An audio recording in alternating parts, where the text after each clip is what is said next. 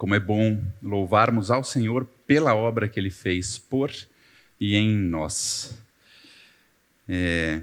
O boletim de hoje, meus irmãos, nós vamos andar pelo livro de Romanos. Mais uma vez, a gente vai agora entrar no capítulo 7. Na verdade, a gente já entrou no capítulo 7 alguns estudos atrás, e a gente vai chegar na parte final desse capítulo. E o bom de andarmos num livro é que a gente necessariamente tem que passar pelos assuntos que o livro nos traz. Mas isso também é um desafio, porque a gente necessariamente tem que passar pelos assuntos que o livro nos traz. E essa porção das Escrituras que nós vamos ver hoje, Romanos 7, do versículo 14 até o 25, é um texto de difícil compreensão. Certamente não há unanimidade na academia, entre os teólogos, entre os irmãos, sobre a interpretação desse texto. E é nessas horas que nós clamamos ao Espírito que nos guie, que nos dê o entendimento dele, e não aquele que nós queremos para o texto. Então, diante do Senhor, vamos ler todo o texto antes de entrar no boletim propriamente dito. E aí, como o texto ele é grande, eu vou fazer essa leitura individual, e no boletim, nos textos que forem aparecendo, a gente vai lendo junto. A palavra de Deus em Romanos capítulo 7, dos versículos 14 ao 25, diz assim: Porque bem sabemos que a lei é espiritual. Eu, todavia, sou carnal, vendido à escravidão do pecado. Porque nem mesmo compreendo o meu próprio modo de agir, pois não faço o que prefiro, e sim o que detesto. Ora, se faço o que não quero, consinto com a lei que é boa. Neste caso, quem faz isto já não sou eu, mas o pecado que habita em mim. Porque eu sei que em mim, isto é, na minha carne, não habita bem nenhum, pois o querer o bem está em mim, não, porém, o efetuá-lo. Porque não faço o bem que prefiro, mas o mal que não quero, esse faço. Mas, se eu faço o que não quero, já não sou eu quem o faz, e sim o pecado que habita em mim. Então, ao querer fazer o bem, encontro a lei de que o mal reside em mim. Porque no tocante ao homem interior tenho prazer na lei de Deus. Mas vejo nos meus membros outra lei, que guerreando contra a lei da minha mente, me faz prisioneiro da lei do pecado que está nos meus membros. Desaventurado homem que sou. Quem me livrará do corpo desta morte? Graças a Deus por Jesus Cristo nosso Senhor, de maneira que eu, de mim mesmo, com a mente, sou escravo da lei de Deus, mas, segundo a carne, da lei do pecado. Pai, nós nos entregamos nas Tuas mãos. Nós clamamos ao Teu Espírito que nos dê o entendimento daquilo que o Senhor já revelou nas Suas Escrituras. De fato, somos incapazes de compreender. E nessas horas nós olhamos para Ti, porque apesar de sermos dependentes de Ti em absolutamente tudo, muitas vezes nós nos julgamos capazes, Senhor. Então nós Te louvamos por textos, por oportunidades, por situações na vida como estas que nós nos sentimos incapazes, para dependermos completamente de Ti, em nome de Jesus. Amém.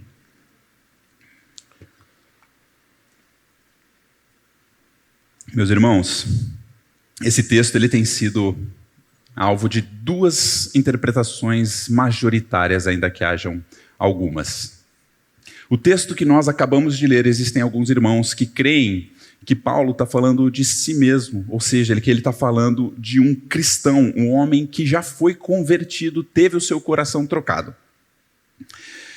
E por isso, a gente vai ver no versículo 22, textos como eu tenho prazer no homem interior, na lei de Deus. Mas existem irmãos que creem que aqui Paulo se refere a uma terceira pessoa, a alguém que ainda não conheceu o Senhor.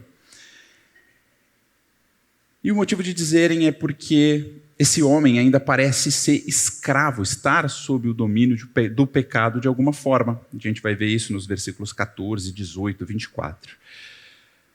E quem crê dessa maneira diz que não pode ser um cristão porque nós já fomos libertos do pecado. O pecado não tem mais domínio sobre nós, a palavra vai dizer isso. A gente vai ver isso ainda no capítulo 7, versículos um pouco antes, o versículo 5, a gente vai ver que a gente vivia segundo a carne, ou seja, passado. No versículo 6 fala que nós somos libertos da lei. No capítulo 6, então, Paulo vai dizer várias vezes, como por exemplo no versículo 2, que nós já morremos para o pecado. E que a gente deve se considerar morto para o pecado para que ele não reine mais em nós.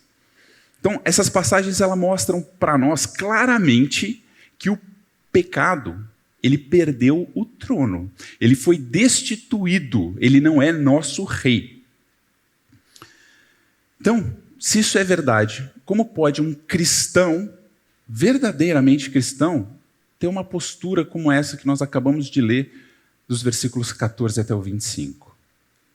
Bom, a verdade é que o capítulo 6, 7 e 8 de Romanos também vai mostrar claramente que há uma luta, que há um conflito entre esse que foi destronado, o pecado, e aquele que ama e busca a Deus, aquele que já tem de fato o Senhor no trono do seu coração, porque o seu coração foi trocado. Então, o objetivo dessa exposição, de nós entrarmos nesse texto, não é fazer tratado teológico querendo desbancar uma posição, defender a outra, nem de perto a intenção é essa. Mas a intenção é que nós conheçamos de fato quem nós somos, quem é o homem caído, quem é o homem regenerado, para, pela graça do Senhor, a gente conhecer um pouco mais do que Ele fez e do que significa essa obra, do tamanho da cruz, do tamanho da nossa salvação. Então nós vamos gastar bastante tempo da exposição no que seria, entre aspas, uma introdução, que é: quem somos nós? Depois disso, nós vamos ver que esse nós, esse eu que nós somos, ele está em um conflito. Mas, por fim, se Deus assim permitir, nós vamos ver que o nosso descanso está no Senhor, naquilo que Ele fez, naquilo que Ele faz e naquilo que Ele fará em nós. Ao boletim. Qual é a nossa identidade em Cristo? Qual o tamanho do alcance da sua obra em nosso favor? Não conseguimos ter a noção plena do tamanho do preço que Jesus pagou por nós. Mas temos ainda mais dificuldade de entender o que Ele fez em nós. Quem é o novo homem? A nova criatura? Eu creio que a nossa igreja está bastante familiarizada com esses termos, do por nós e do em nós. Uma coisa é o que Ele fez por nós, é a sua morte em nosso favor, é Ele pagar o preço do pecado, a condenação não pesa mais sobre nós. Outra coisa é o que Ele fez em nós, que é de fato nos livrar do pecado. A gente separa essas coisas didaticamente, mas elas são uma só. A obra do Senhor ela foi completa. Mas se nós fomos libertos da condenação do pecado, e se nós fomos libertos do pecado em si, a gente deve fazer uma pergunta, né? Por que nós tivemos que ser libertos do pecado? O que aconteceu? Por que Jesus tinha que vir para nos libertar do pecado? Isso tudo começa com Adão. Quando que o pecado entrou no mundo? De que forma que ele entrou no mundo? Quais as consequências e qual o alcance dessas consequências? Adão era o nosso representante. Ele foi criado à imagem e semelhança de Deus, sem pecado. Mas para além de ser o nosso representante, Adão, na verdade, nos continha em si. Nós estávamos em Adão. E quando Adão pecou, nós que estávamos em Adão, pecamos juntamente com ele. O pecado de Adão não foi só a sua descendência. Ele atingiu toda a criação, todo o universo. E a gente pode ver isso quando nós olhamos para a sociedade e como as coisas estão completamente distorcidas e pervertidas, mas a gente consegue ver isso quando nós olhamos para aquele bebê, coisa mais linda do mundo, que você não ensinou a mentir, mas fica mentindo para você. Nós podemos ver isso quando nós vemos as tragédias naturais que acontecem, como o mundo ele está agonizando por causa do pecado, mas a gente vê também nas criaturas mais lindas e mais fofas, como, por exemplo, os macaquinhos da Canaã. O Márcio, ele conta uma história que aquela criação, aquelas coisas mais fofas do mundo, eles estavam olhando, das árvores começaram a voar, os bem-te-vês ficavam voando e estavam agitados, eles chegaram perto para ver o que estava acontecendo, e quando eles chegaram e viram, os macacos, eles estavam pegando os filhotinhos dos ninhos, arrancando a cabeça e jogando o corpo para baixo, um a um, fazendo isso em todos. Isso é reflexo do pecado. Só que quando a gente olha dessa maneira, parece assim, é generalizado. Mas o reflexo do pecado, ele é pessoal. Ele é meu. Ele é seu. Nós pecamos. Adão contaminou cada um dos seus filhos. Adão contaminou todo aquele que é um ser humano. Adão contaminou a mim e a você. E eu e você, todos os dias, ao pecarmos, nós comprovamos que essa contaminação foi completa. Ao boletim. Todos nós somos filhos de Adão, segundo o nosso primeiro nascimento. E, como todo filho, herdamos características de nosso pai. Não apenas as características físicas, mas toda a sua composição, corpo, alma e espírito. Com o pecado de Adão, a morte entrou no mundo e nele. E, por consequência, nós também a herdamos. As características físicas, né? A gente tem aqui, por exemplo, o Renato, que fez 3 fotocópias. Os filhos são idênticos, iguaizinhos. Você sabe que é filho do Renato. Nós somos filhos de Adão. Nós sabemos isso, porque o nosso corpo, a nossa alma, o nosso espírito estão completamente contaminados. A contaminação do pecado, ela não é superficial. A contaminação do pecado não é parcial. Ela não é grande e ela não é profunda. Meramente. Ela é absoluta. Ao boletim. Cada pedaço do que somos foi completamente corrompido pela morte. Nosso corpo experimentará a morte, assim como todos os seres humanos que vieram antes de nós experimentaram, salvo interferência divina. Herdamos uma alma, uma natureza que possui uma única inclinação, um único desejo, o pecado. E nosso espírito também está morto em delitos e pecados, Efésios 2:1. E sem qualquer condição de sair da situação em que se encontra. A esse estado do homem dá-se o nome de depravação total. Bruno, a gente sabe que o homem é totalmente depravado. Não. Se nós soubéssemos, talvez, nós leríamos com um pouco mais de facilidade esse capítulo 7 de Romanos. O homem é completamente corrompido. Depois de destruir a humanidade no dilúvio, o Senhor, em Gênesis 8:21, ele vai dizer que todo o desígnio íntimo do homem é totalmente mau desde a sua mocidade. É todo o desígnio íntimo. E quando que é a mocidade? Salmo 58:3 vai falar que a partir do momento que nós fomos concebidos, nós já estamos pecando. Nós já nascemos proferindo mentiras. A partir do momento da nossa concepção, todo o desejo íntimo do nosso coração é completamente mal. Ainda que a gente tenha a norma de Deus, o conhecimento do bem e do mal gravado em nosso coração, nós não temos o desejo de fazer o bem, porque todo o desígnio do homem é mal. Todo homem vai se afundar com todo o seu prazer no pecado e vai encher a sua medida da condenação cada dia, amando o que faz, não desejando a Deus, não querendo Deus, não aceitando a Deus, definitivamente não amando a Deus, a menos que o próprio Deus faça alguma coisa. Foi exatamente isso que Jesus fez ao boletim, meus irmãos. Jesus, então, se encarnou, se humilhou e morreu para nos tirar imerecidamente dessa condição. Em Jesus Cristo, naquela cruz, toda a dívida do nosso pecado foi paga. Mas pagar o preço do pecado não resolve a situação de nossa morte. O pagamento da dívida não gera vida. Toda a ira de Deus destinada ao pecador, a merecida punição eterna, o inferno caiu sobre Jesus. Romanos 1,8 vai dizer que isso foi tão completo que agora nenhuma condenação há para os que estão em Cristo Jesus. A obra dele foi completa. Mas pagar a dívida de um morto não gera vida.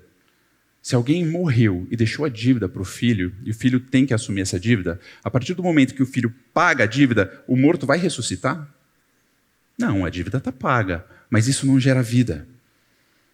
O nosso eu, aquele que estava completamente corrompido pelo pecado, aquele que nós éramos em Adão, e por causa dos nossos próprios pecados, ele precisava chegar a um fim. É por isso que a obra do nosso Senhor foi além de apenas, como se isso fosse pouco, nos livrar da ira de Deus.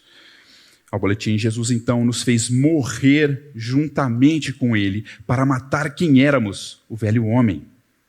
Nos ressuscitou juntamente com ele para nos dar uma nova vida e fazer de nós novas criaturas. Essa é a regeneração. É isso que a gente chama de o novo nascimento. Isso não é uma força de expressão. Não é uma teoria mirabolante, não é algo que é apenas teórico, mas isso é uma verdade, isso é uma realidade na vida de todo cristão. Você que estava morto, nasceu outra vez. Você que estava morto, nasceu do alto, nasceu do Espírito.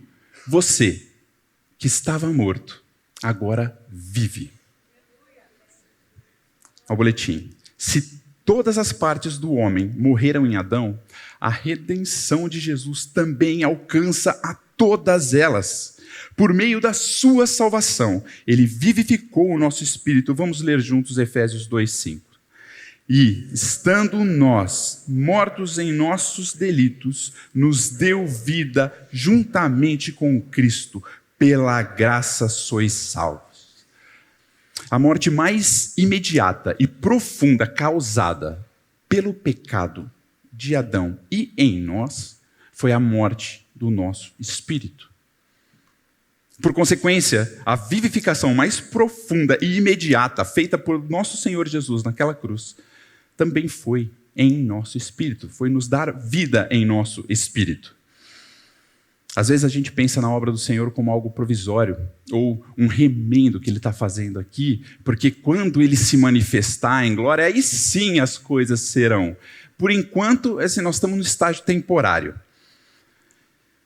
Mas o Senhor, em João 5,24, Ele diz que quem crê nele, quem ouve as suas palavras e crê nele e naquele que o enviou, tem a vida eterna. Não terá a vida eterna quando o corpo for glorificado. A nossa vida eterna não é necessariamente a glorificação do corpo, ainda que ela venha acontecer. Isso é um fato.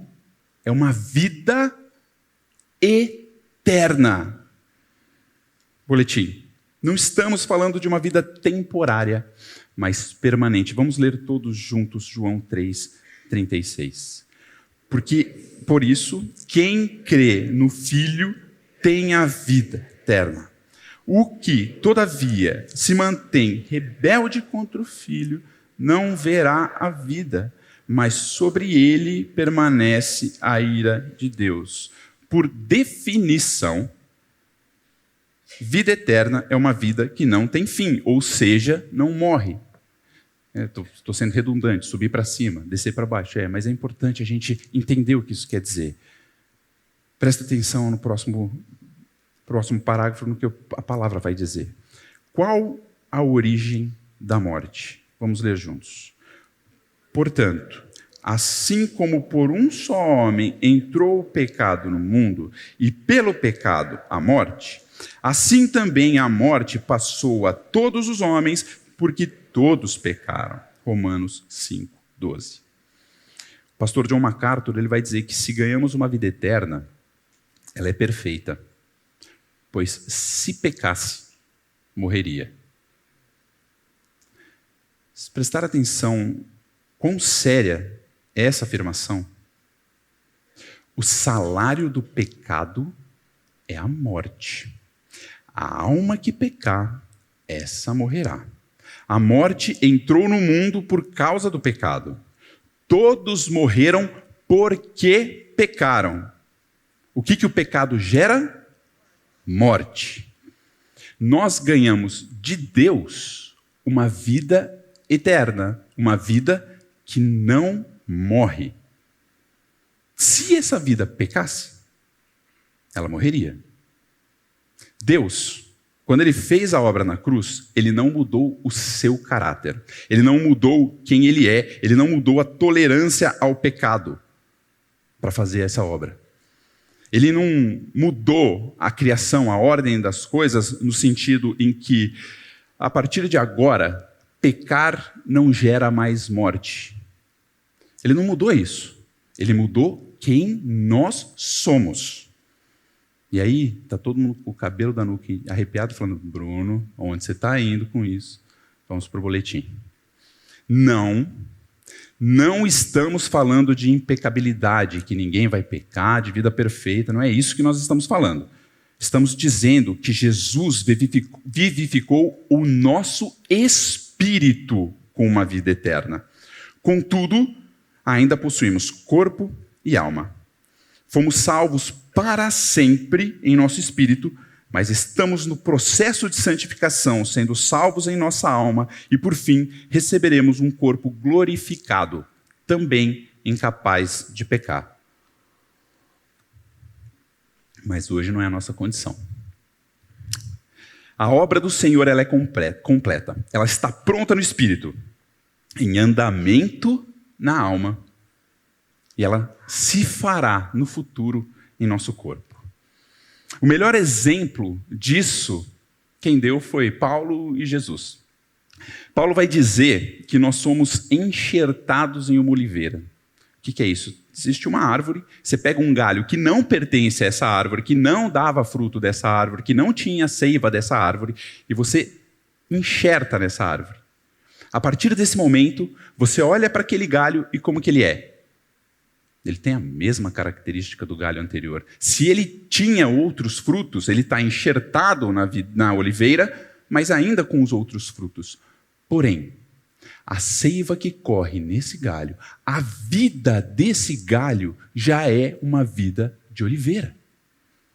Com o tempo, os frutos antigos cairão e os novos surgirão.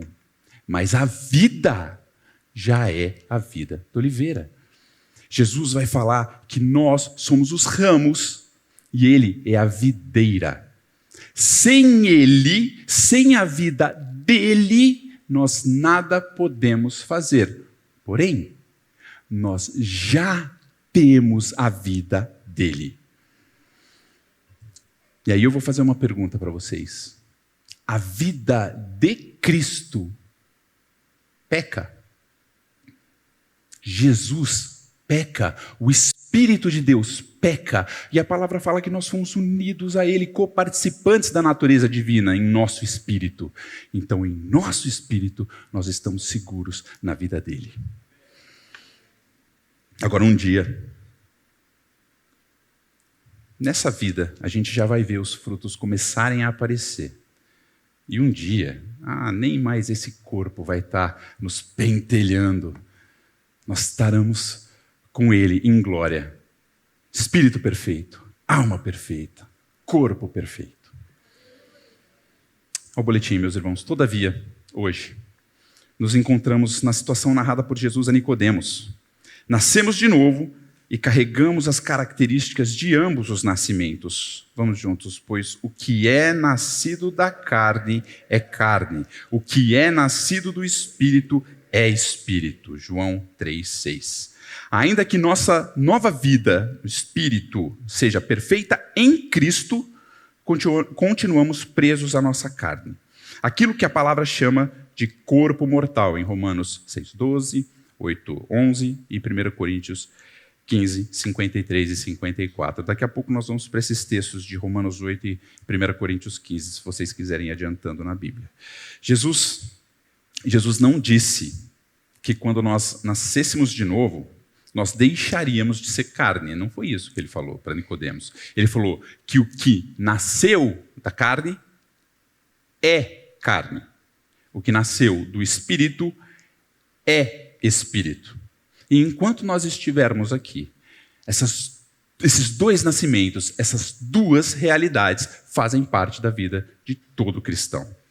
Veja Romanos 8, versículos... Eu coloquei o 11 ali, mas vamos começar no 10. Olha o que a palavra diz. Se, porém, Cristo está em vós, o corpo, na verdade, está morto por causa do pecado, mas o Espírito é vida por causa da justiça. Se habita em vós o Espírito daquele que ressuscitou a Jesus dentre os mortos, esse mesmo que ressuscitou a Jesus Cristo dentre os mortos, vivificará também o vosso corpo mortal, por meio do seu Espírito que vós habita. Ele começou a obra e ele vai concluir a obra. Se nós fomos unidos a Cristo, se nós fomos unidos à sua vida, nós temos a vida eterna, perfeita, nele, a vida dele em nós. Ainda que a gente vive em um corpo de pecado, em um corpo mortal, com uma natureza terrena, e a gente ainda veja frutos de pecado em nossas vidas. 1 Coríntios 15, nos versículos 53 e 54, Paulo vai mostrar um pouco mais desse conflito. A palavra diz que, porque é necessário que este corpo corruptível que nós temos agora, nossa carne, nossa natureza, se revista de incorruptibilidade, e que o corpo mortal se revista da imortalidade. E quando esse corpo corruptível se revestir de incorruptibilidade, o que é mortal se revestir de imortalidade, então se cumprirá a palavra que está escrita: tragada foi a morte pela vitória. O último inimigo. E que glorioso dia esse será. Ao boletim. Isso posto. O nascido de novo tem uma vida de guerra consigo mesmo. Uma luta entre quem ele é de fato em Jesus Cristo e o seu corpo de pecado que ainda o prende, ao qual Paulo odeia tanto que em Romanos 7 refere-se à sua carne em terceira pessoa como se de fato não lhe pertencesse mais. Nos versículos que nós lemos de Romanos 7, do 14 ao 25, Paulo claramente reconhece o corpo do pecado. E Paulo claramente reconhece a sua influência e o seu malefício. Como isso faz mal. Não é algo que ele fala assim, eu estou no corpo de pecado, então tá bem. Não, isso judia, isso machuca, ele quer se livrar. Mas ele sabe que isso é temporário. E os olhos dele estão fixos naquilo que é eterno, em Cristo. Mas de maneira nenhuma ele minimiza a luta que estamos passando. Ao boletim. Jesus descreveu essa situação dizendo que o espírito está pronto, mas a carne é fraca. Algo que é muito claro para Paulo. Vamos ler juntos Romanos 7,14. Porque bem sabemos que a lei é espiritual. Eu, todavia, sou carnal, vendido à escravidão do pecado. A lei procede de Deus e reflete o seu caráter, o caráter do seu espírito. Em contraste, Paulo mostra que é filho de Adão. E ao se perceber preso ao seu corpo e à sua natureza terrena, ele vê que ele está preso a esse corpo, mas ele vai começar a referir a esse corpo como a uma terceira pessoa. Ele começa a mostrar que é uma luta entre o espírito, quem ele é no espírito, o eu, o espírito, e quem ele é na carne, o eu, carne. Carne, quando ele se refere à carne, ele está falando do nosso corpo físico, ele está falando da nossa alma, os membros do nosso corpo e a nossa natureza terrena. Natureza terrena é onde habitam os nossos desejos e as nossas vontades. E ela ainda possui toda a nossa natureza terrena, meus irmãos. Ela ainda possui inclinações para o pecado. É a nossa alma que está passando pela santificação. É ela que vai sendo despojada como se tira os artigos de um morto, aquele que não tem mais condição de lutar contra você. É a nossa natureza terrena que tem que ser morta diariamente. Mas a lei de Deus, ela é espiritual, ou seja, nós estamos falando do nosso espírito. É justamente onde ele fez a obra em nós. Mas Paulo ainda habita num corpo preso, num corpo caído, corpo de pecado. Ao boletim, meus irmãos. Ele não está dizendo, quando ele fala que ele está preso, que o pecado volta a ser seu senhor, mas que ele tem uma atitude de se entregar voluntariamente àquele que não tem mais domínio sobre ele. Em seu espírito, o cristão foi liberto do pecado, vida perfeita, unido a Cristo, a vida de Cristo revelada em nós. E esse espírito jamais vai se render ao pecado, jamais. Mas, na nossa natureza terrena, nos nossos membros do nosso corpo mortal, os pecados voltam constantemente e voluntariamente. O pecado não tem mais domínio sobre nós, mas nós ainda nos entregamos de bandeja para o nosso inimigo. A boletim. Mas por que um cristão se entregaria ao seu maior inimigo? Porque está dividido. Iniciando a primeira de 3 lamentações, Paulo parece estar confuso e cansado. Vamos ler juntos. Porque nem mesmo compreendo meu próprio modo de agir, pois não faço o que prefiro, e sim o que detesto. E aqui um alento para a nossa mente limitada, né? Se está difícil da gente entender essa luta, tudo que Paulo está passando, fica tranquilo, porque Paulo aqui também está falando que ele não entendia.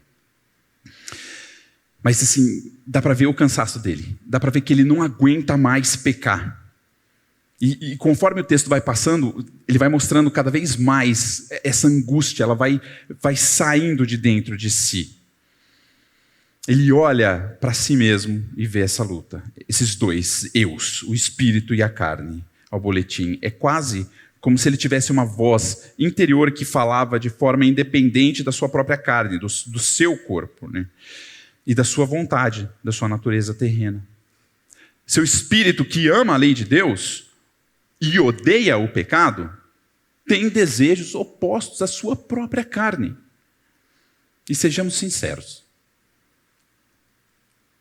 Todo cristão passa por essa luta. Nós sabemos o que Paulo está dizendo aqui. Por que existem alguns pecados nas nossas vidas que a gente simplesmente não consegue se livrar?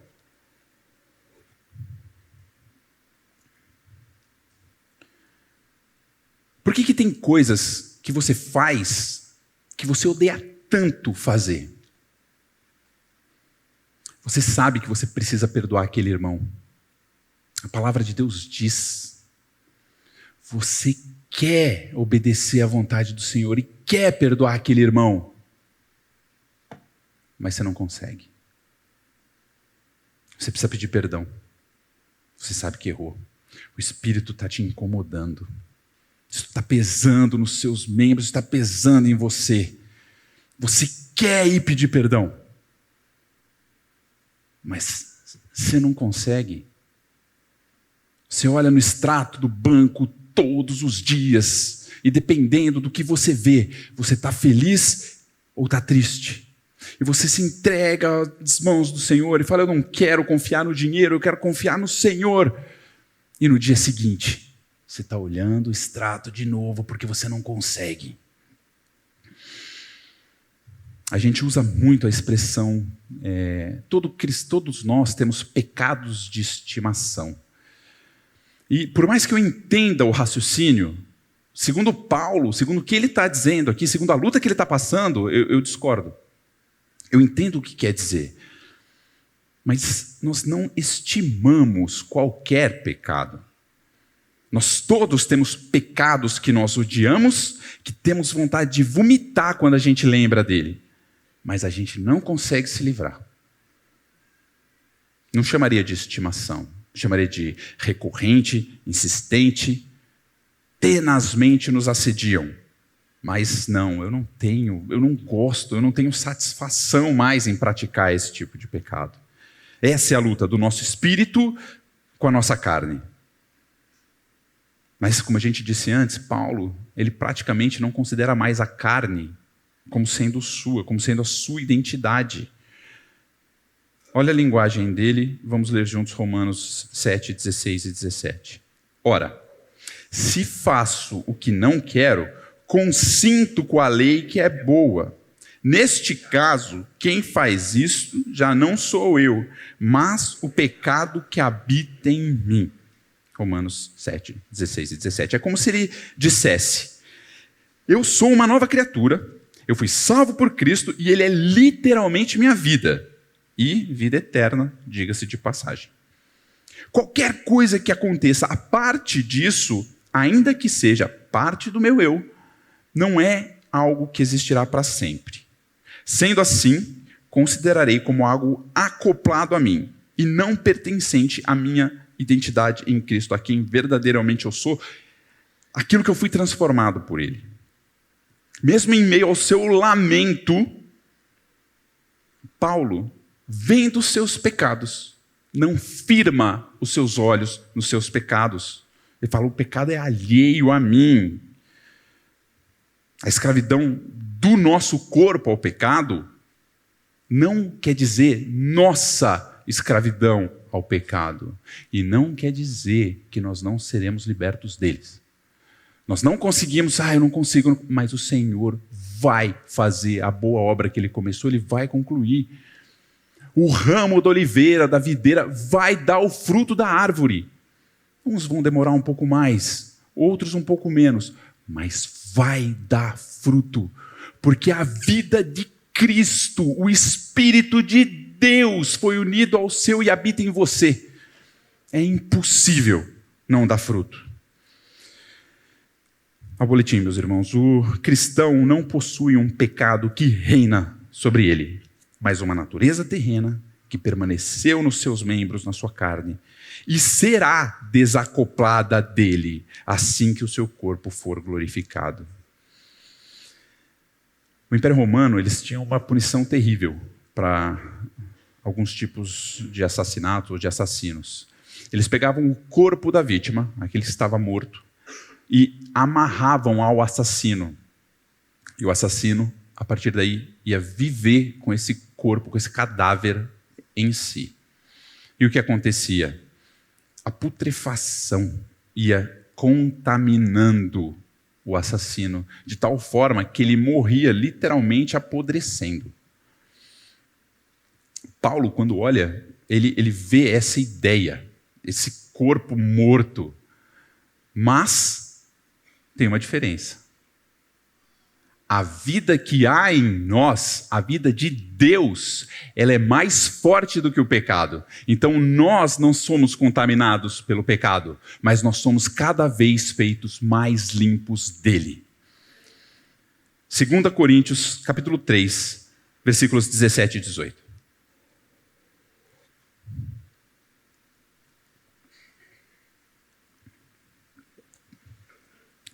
Segunda Coríntios, capítulo 3, os versículos 17 e 18. Ora, o Senhor é o Espírito, e onde está o Espírito do Senhor, aí há liberdade. Todos nós, com o rosto desvendado, contemplando como por espelho a glória do Senhor, somos transformados de glória em glória na sua própria imagem, como pelo Senhor, o Espírito. Nós somos transformados, nós somos descontaminados de uma vez por todas, claro, quando o nosso corpo for transformado, mas aqui, nessa vida, nós já temos essa esperança. Nós somos limpos pelo Senhor. Por mais que o nosso espírito esteja pronto, isso seja uma verdade absoluta, essa guerra que há, que nós vamos vencer em Cristo, mas ela é uma guerra real. E a gente não pode menosprezar isso e descansar no pecado. Ao boletim. Reconhecendo quem era, pela segunda vez Paulo lamenta sobre a situação em que se encontra. Vamos juntos. Porque eu sei que em mim, isto é, na minha carne, não habita bem nenhum. Pois o querer o bem está em mim, não, porém, o efetuá-lo. Por mais que saiba que sua verdadeira identidade é quem ele é em Cristo, esse estágio temporário em que se encontra o atormenta. Ainda que tenhamos a mesma consciência de nossa limitação, de maneira nenhuma devemos nos acomodar a ela ou nela. O apóstolo não se entregou à sua carne. A sua vontade de fazer o bem não foi vencida. Vamos juntos. Porque não faço o bem que prefiro, mas o mal que não quero, esse faço. Romanos 7,19. Não se conformar com o próprio pecado é uma das características mais marcantes do regenerado. Alguém que não sente esse peso, essa dor, não conheceu verdadeiramente o Senhor Jesus Cristo, não provou da sua obra redentora. Nós vamos pecar, isso é um fato. Mas nós não vamos entregar o nosso desejo ao pecado. Como assim? Paulo está falando assim, ele diz, eu não faço o que eu quero. Essa palavra quero, ela é de ter desejo, ter vontade, gostar muito de fazer algo, ter prazer, ter satisfação. Paulo está falando, eu não me satisfaço no pecado. O pecado pode ser prazeroso, nós sabemos que pode, mas ele não é a nossa satisfação. E certamente ele não é mais prazeroso do que Cristo. Essa é uma mentira. John Piper falou isso uma vez e me pegou muito. Uma das maiores mentiras do diabo, certamente uma das que mais enganam os cristãos, é que o pecado é mais prazeroso do que Cristo, e ele não é. O pecado tenazmente nos assedia, nos envolve habilmente, nos cerca, nos incomoda continuamente, mas nós esmurramos o nosso corpo como quem dá cotovelada e coice no pecado e faz como Paulo, olhando firmemente para o autor e consumador da nossa fé. A gente segue a carreira olhando para Cristo, se desvencilhando, não focando nos problemas, mas olhando para Cristo. E quando nós caímos no pecado, de maneira nenhuma nós nos satisfazemos nele. Pelo contrário, Ezequiel 36, quando fala da troca do nosso novo coração, lá no versículo 31, vai falar que nós, uma vez que a obra foi feita em nós, nós olharíamos para os nossos pecados, para as nossas obras, e nós teríamos nojo das nossas iniquidades e das nossas abominações. Nojo. Jamais se entregando, pulando de cabeça, mergulhando no pecado. O boletim, meus irmãos. Isso não significa que um regenerado não possa se sentir distante do Senhor e, em certo ponto, amortecido com relação ao seu pecado. Mas Deus o trará de volta, pois o seu espírito está unido a ele. É necessário examinarmos a nós mesmos, pois a indiferença também é uma característica marcante do ímpio. Eu entendo que é importante a gente fazer essa ressalva, porque um cristão pode pecar. Ele pode se afundar bastante num pecado, muito além do que seria lógico, muito além daquilo que a gente conceberia. Mas Deus vai o resgatar. Por mais fundo que esteja esse pecado, por mais distante que essa pessoa esteja se sentindo de Deus, por mais cauterizado que ele possa estar se achando, se ele é de fato uma nova criatura, o pecado lá no fundo dele vai seguir incomodando, vai pesar, não como uma mera consciência que te acusa, mas um espírito que te consome por dentro até que você largue ele. Tem um pastor que conta que um jovem foi conversar com ele. Ele falou assim, pastor, eu não sei se eu sou nascido de novo. Ele falou, por quê? Porque eu ainda desejo o pecado. Eu vejo os jovens da minha idade fazendo as mesmas coisas e eu quero isso. Eu vejo as festas e eu quero isso. E isso me mata por dentro. E me desejar isso, eu não queria desejar, mas eu quero isso. Eu não sei se eu sou nascido de novo. E pelo Espírito, pela graça de Deus, esse pastor reconheceu a luta que esse jovem estava travando em si. Então ele olhou para o jovem e falou o seguinte: fica despreocupado. Está tranquilo. Eu, como teu pastor, eu estou dizendo, vai e peca. E o teu pecado não vai cair sobre você. O Senhor vai cobrar de mim, porque eu cuido da sua alma. Então, meu filho, vai viver a vida sem preocupação, se entrega e mergulha no pecado. Esse jovem em lágrimas vira para ele: eu não posso. Mas por que você não pode? Eu estou falando para você, não depois do que Cristo fez.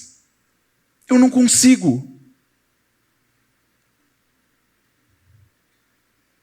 Nós não vamos conseguir nos entregar ao pecado se a vida de Cristo está em nós. Ele vai fazer a obra. Nós podemos mergulhar, mas o Senhor vai buscar. Ele vai trazer de volta. E esse mergulho, ainda que seja amortecido e distante do Senhor, ele corrói o cristão por dentro. Salmo 32, os versículos de 3 a 5, vai falar que enquanto eu calei o meu pecado, os meus ossos consumiam. A mão de Deus pesava sobre ele, porque ele estava escondendo o pecado. A mão de Deus pesava sobre ele. Mas depois que ele confessou o pecado, depois que ele não escondeu mais a iniquidade, ele encontrou o perdão do Senhor. E a iniquidade lavada de si. Definitivamente, essa não é uma característica do ímpio. Se o pecado tem sido prazeroso, se o pecado tem sido satisfatório, uma via pavimentada sem buracos, sem empecilhos, se você, ao se examinar, não encontra repulsa por aquilo que você faz, mas se justifica, se algo dentro de você não grita com todas as forças, sai desse pecado, você não está lutando contra um pecado. Você é um ímpio. Você é um bode, você é um porco, você é um morto. Entregue aos seus próprios desejos, entregue às suas vontades, entregue ao lixo, a caminho da condenação eterna. Se arrependa dos seus pecados. Creia no Evangelho. Ele fez tudo. Pagou a tua dívida e te limpou de todo o teu pecado. Ao boletim, meus irmãos, nós, os que nascemos de novo, reconhecemos nossa real condição. Odiamos tanto o pecado que, ainda que sejamos nós que o cometamos, consideramos como algo não pertencente à nossa verdadeira identidade. Queremos fazer o bem. Vamos juntos. Mas, se eu faço o que não quero, já não sou eu quem o faz, e sim o pecado que habita em mim. Então, ao querer fazer o bem, encontro a lei de que o mal reside em mim. O mal reside em mim, mas não é o centro do que eu sou. Mas ele reside, mas não é quem eu sou. Boletim, que luta interna. Entregamos-nos ao pecado, ainda que essa não seja a nossa real condição. O Senhor nos deu vida, trocando nosso coração e nossas vontades. Por isso passamos a odiar o pecado. Somente com essa vida podemos amar a sua lei. E é nisso que Paulo se agarra quando diz, vamos juntos. Porque no tocante ao homem interior, tenho prazer na lei de Deus. Mas vejo nos meus membros outra lei, que guerreando contra a lei da minha mente, me faz prisioneiro da lei do pecado que está em meus membros. Prazer. Tenho prazer. No homem interior eu tenho prazer na lei de Deus. Essa palavra prazer, sou pós-doutorado em grego, sempre falo com os jovens, é sunedomai. O que isso significa? Significa alegrar-se internamente O que ele está falando? Ele está falando que é algo tão profundo dentro de nós, é algo tão enraizado, estabelecido, firme, fixo em Cristo, na vida que Ele nos deu. Isso vem de Deus, não de nós. E ele está falando assim, lá dentro, eu no homem interior tenho prazer dentro de mim mesmo, na lei de Deus. Diferente da descrição de Gênesis 8, 21, quando o Senhor diz que todo o desígnio do homem era mau. Aqui não. Aqui lá no interno a gente ama, prazer na lei de Deus. É um lugar dentro de nós onde o inimigo não chega, o pecado não alcança, e de onde ninguém jamais vai nos tirar. É quem nós somos em Cristo. O boletim, do fundo do nosso coração, com todas as fibras do nosso ser, no centro daquilo que é a nossa essência, nos alegramos internamente. Prazer sunedomai na lei de Deus. Por mais dura que seja essa batalha, e por mais que soframos grandes derrotas contra nós mesmos, lembremos que somos mais que vencedores, porque estamos em Cristo. Chegará o dia em que Ele nos transformará e adequará o nosso corpo ao nosso espírito, glorificando. Nesse dia, nossas ações estarão de acordo com a nossa vontade. Vamos ler juntos, meus irmãos. Por isso, não desanimamos. Pelo contrário, mesmo que o nosso homem exterior se corrompa, contudo, o nosso homem interior se renova de dia em dia.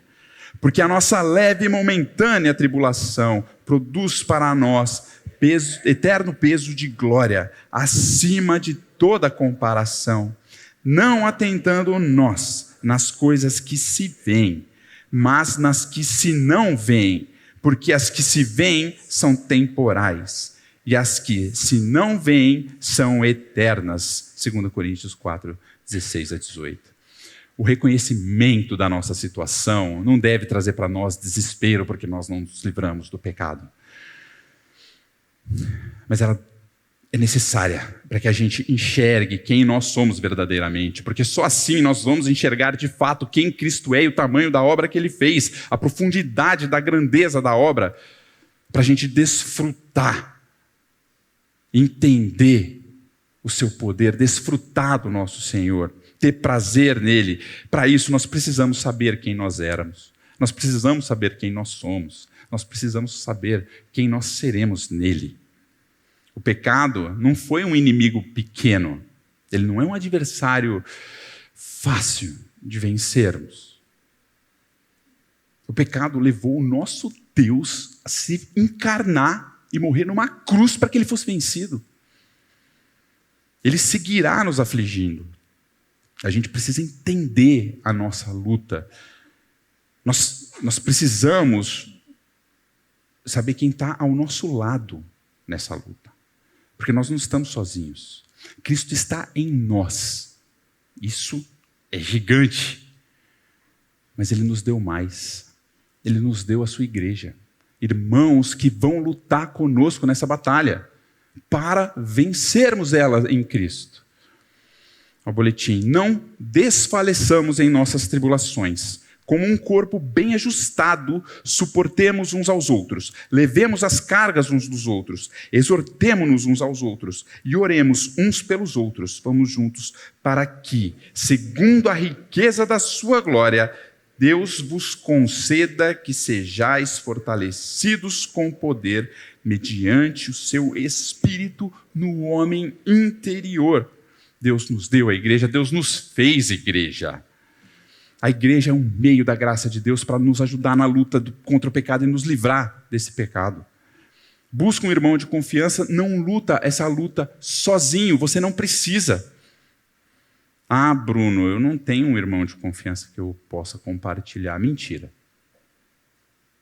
Mentira, porque a palavra fala que você tem. E eu fico com a palavra e não com você. O que você tem é vergonha. Eu falo porque eu sou assim.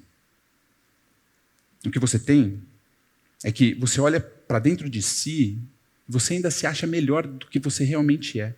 Você acha que tem algo bom em você. Você não quer perder a admiração que os irmãos têm por você. Mas e a minha reputação? Eu vou compartilhar isso com ele, mas o que ele vai pensar de mim? E a minha reputação? Para o inferno com a tua reputação, para o inferno com a minha reputação. O Senhor não nos chamou a lutar essa batalha sozinho.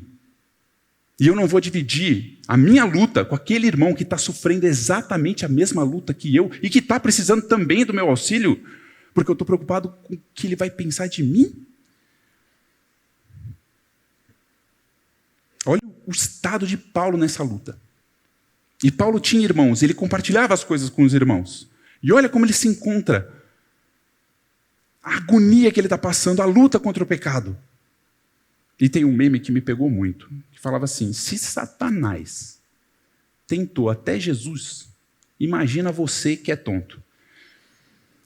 Se Paulo, conhecendo o Senhor como conhecia, tendo irmãos com que caminhar, sofreu assim, imagina eu e você que acha que conseguimos na nossa própria força. O boletim, meus irmãos. Ao chegar ao final do seu terceiro lamento, Paulo está esgotado, exausto e sem esperança em si mesmo. Vamos juntos. Desaventurado homem que sou, quem me livrará do corpo dessa morte? A parte de Cristo, sem a ajuda dos irmãos, não nos resta nada. Paulo, que era tonto, viu isso. E eu acho legal... Paulo, que não era tonto, viu isso, né? Eu acho legal a evolução do raciocínio de Paulo. Conforme a gente vai caminhando aqui para o final, quando ele escreveu sua primeira carta aos Gálatas, ele vai, isso cerca de 50 depois de Cristo, ele vai dizer que ele é apóstolo, não da parte dos homens, mas de Deus. Autoridade que ele recebeu de Deus. Quando ele escreve sua segunda carta, cerca de aproximadamente 5 anos depois, ele vai dizer que Paulo, ele é um apóstolo, mas ele é o menor dos apóstolos, quase assim, nem é digno de ser chamado de apóstolo. E aí, 6 anos aproximadamente depois, escrevendo aos Filipenses, ele vai falar assim, Paulo e Timóteo, já não estou sozinho, tem um irmão que caminha comigo, servos do Senhor. E quando... um pouco mais para frente, 4, 5 anos depois, escreve a Timóteo, ele fala que Jesus Cristo veio ao mundo para salvar os pecadores, do qual eu, Paulo, sou o principal. Ele foi piorando na caminhada cristã dele? Não, ele foi chegando mais perto da luz. E quanto mais perto da luz, mais nós identificamos o nosso pecado. Ele traz a sua autoridade de apóstolo no meio dessas cartas de fato, mas certamente ele se conheceu melhor. Vamos ao boletim, meus irmãos. Quanto mais conhecemos ao Senhor, mais conhecemos a nossa condição e nos reconhecemos como pecadores indignos. Porém, quanto mais conhecemos ao Senhor, mais temos certeza do seu amor gracioso para conosco. Cada vez menos confiamos em nós e cada vez mais louvamos ao Senhor, porque Ele é fiel para terminar a obra que Ele começou em nós por amor do seu santo nome. O pastor Glenn, ele fala de um gráfico da vida do cristão, que é o gráfico da santificação. Né? Estou crescendo em santificação. Ele fala, não, santificação é para baixo, você diminui. Então, quanto mais você cresce na vida cristã, mais você diminui. Convém que eu diminua. E quem cresce? Ele, Cristo cresce. Então, nós começamos aqui, muito igual. Aí o Senhor começa a crescer e a gente começa a diminuir. E a gente vai reconhecendo isso. Sabe o que a gente vai vendo? O tamanho da obra da cruz. O tamanho do que Cristo fez. Aqui no começo eu estou ainda muito grande. Jesus ainda está muito pequenininho. Então a cruz ela ainda é pequena. Mas no final da vida, quanto mais nós conhecemos o Senhor, esse gráfico vai aumentando a ponto de eu estar lá embaixo e eu saber que eu não sou nada. Mas a proporção que eu vejo o meu Senhor também é muito maior. E o entendimento que eu tenho da obra do que Ele fez por mim é muito maior. Ao boletim. Por isso, o brado de angústia do apóstolo, no auge do seu cansaço, é acompanhado imediatamente por ações de graça ao nosso Salvador. Vamos juntos, meus irmãos. Graças a Deus por Jesus Cristo, nosso Senhor, de maneira que eu, de mim mesmo, com a mente, sou escravo da lei de Deus, mas segundo a carne, da lei do pecado. Quando se esperava o desespero, eis que há esperança. Quando se esperava desolo, o consolo. Quando se esperava a condenação, veio a vida. Que Deus é esse que nos livra de tamanha podridão e nos ajuda em tamanha angústia, que nos assiste contra os nossos pecados, nos sustenta nas nossas vidas, que se humilhou e se fez homem ao invés de nos aniquilar, que morreu ao invés de nos matar, que foi moído para nos salvar. Deus que na eternidade passada nos escolheu para nos dar a eternidade de presente. Só Ele nos livrará. Então é só para Ele que nós devemos olhar. Não há debaixo do céu nenhum outro nome dado entre os homens pelo qual importa que sejamos salvos, ou nas palavras de Paulo, graças a Deus por Jesus Cristo, nosso Senhor. É verdade, é o boletim, por ora. Ainda que o nosso verdadeiro eu seja servo de Deus e da sua lei, o nosso corpo está entregue ao pecado. Mas o nosso descanso está na esperança do porvir e de agora também, porque Ele nos auxilia hoje. Não apenas no muito que o Senhor já fez, mas também em tudo que Ele faz e ainda fará. Vamos juntos, meus irmãos, porque para mim tenho por certo que os sofrimentos do tempo presente não podem ser comparados com a glória a ser revelada em nós. Louvado seja o nosso Senhor Jesus Cristo. Gostaria só de ler esse texto uma última vez, de cabo a rabo. Romanos, capítulo 7, dos versículos 14 ao 25. Romanos, capítulo 7, 14 a 25. Porque bem sabemos que a lei é espiritual. Eu, todavia, sou carnal, vendido à escravidão do pecado. Porque nem mesmo compreendo o meu próprio modo de agir, pois não faço o que prefiro, e sim o que detesto. Ora, se faço o que não quero, consinto com a lei que é boa. Neste caso, quem faz isso já não sou eu, mas o pecado que habita em mim. Porque eu sei que em mim, isto é, na minha carne, não habita bem nenhum, pois o querer o bem está em mim, não, porém, o efetuá-lo. Porque não faço o bem que prefiro, mas o mal que não quero, esse faço. Mas se faço o que não quero, já não sou eu quem o faz, e sim o pecado que habita em mim.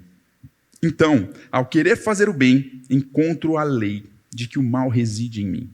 Porque no tocante ao homem interior, tenho prazer na lei de Deus, mas eu vejo nos meus membros outra lei, que guerreando com a lei da minha mente, me faz prisioneiro da lei do pecado que está nos meus membros. Desaventurado homem que sou, quem me livrará do corpo dessa morte? Graças a Deus por Jesus Cristo, nosso Senhor, de maneira que eu, de mim mesmo, com a mente, sou escravo da lei de Deus, mas segundo a carne, da lei do pecado. Pai, obrigado. Obrigado por essa salvação. Obrigado por tamanha obra. Obrigado por não nos abandonar mesmo conosco falhando tantas vezes. Obrigado por completar a obra que o Senhor começou. Obrigado por nos livrar de glória em glória, dia em dia. Obrigado por nos auxiliar, fazer tudo em nós. Que Teu Espírito nos traga à mente, à memória todo dia, para que nós levemos o nosso corpo, o morrer de Cristo diariamente, Pai. Não nos entregando ao pecado, não aceitando o pecado, não tendo a nossa vontade entregue ao pecado, Pai, mas também não tendo Ele como foco da nossa vida e olhando para o Senhor, para o prazer que há no Senhor. Nos mostra mais do Teu Filho, nos revela o Teu Filho, queremos ver a grandeza dEle. Isso basta. Isso basta. Cristo revelado em nós, isso basta, Senhor, em nome de Jesus. Amém.